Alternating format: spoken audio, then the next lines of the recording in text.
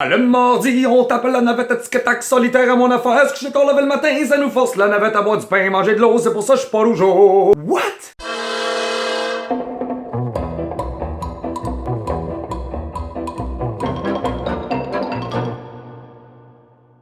Greetings, ladies and gentlemen. My name is Sylvester Blake, and I welcome you to my mental clutter.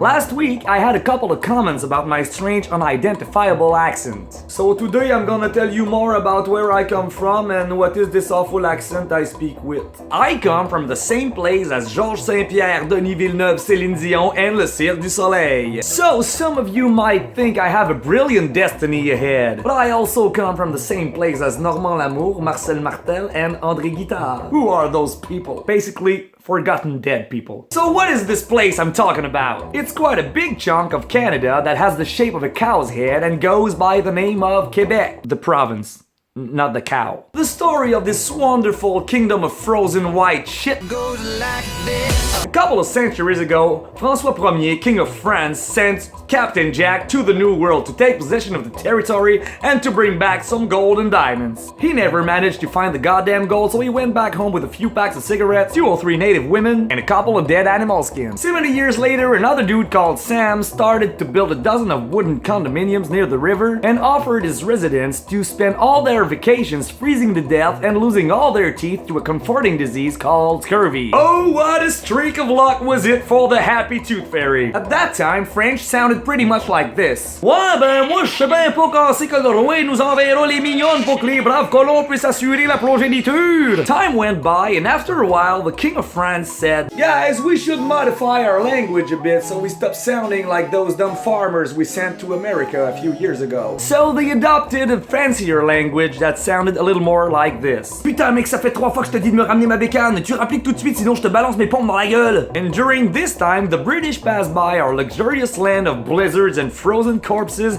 and beat the crap out of the French. They allowed them to speak French and to keep believing the Pope was the voice of God on earth. Fast forward in time and here we are. A bunch of good fellows speaking to each other in a medieval language, spicing it up with a few English words, and using church furniture names for swear words. This language has a nickname, joual, which is a deformation of the word cheval, which means horse. So yeah, we speak horseish. Here in Quebec, we are raised in joual, but we have the privilege to get English classes from grade 4. We learn some very useful facts. For instance, John has a little sister, and John doesn't have a little sister. And also, John is going to jail. And you don't really have the chance to improve that much unless you have a really big interest in the language of Shakespeare. Shakespeare, what a weird name. Probably an old English word for masturbation. So we go through life listening to English songs without understanding a single word. Many singers even manage to build a decent career singing songs like this. But you didn't have to cut me up. Got me making you mocking and then we learn nothing. And I don't even beat you love. And making like a baby in the freedom. Or they learn the lyrics by heart without understanding the meaning of it and they mispronounce everything. Down around the corner, half a mile from here. See them old thing run and watch them disappear. We do love. Where will you be now? And nobody seems to notice, nobody seems to care, and it sometimes causes some really awkward situations. 'Cause I hate you from the bottom of my heart. I can't stand the smell of you. I'd rather smell a fart.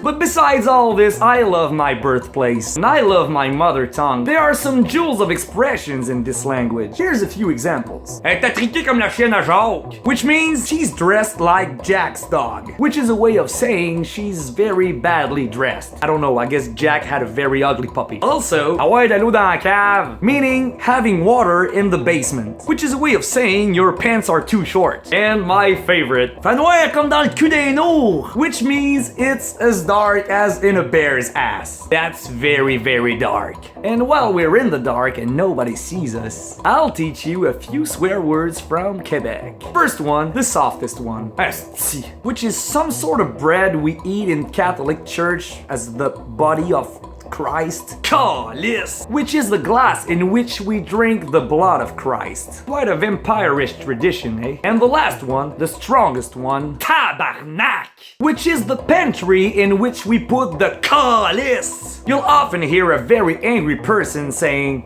calice de tabarnak. It is a complete art to swear in joie, but that will be another video. That's all, folks. Thanks for watching. If you like the video, I dare you to give it a thumbs up. And if you're not already subscribed, what are you waiting, calice? I'll see you around. Farewell.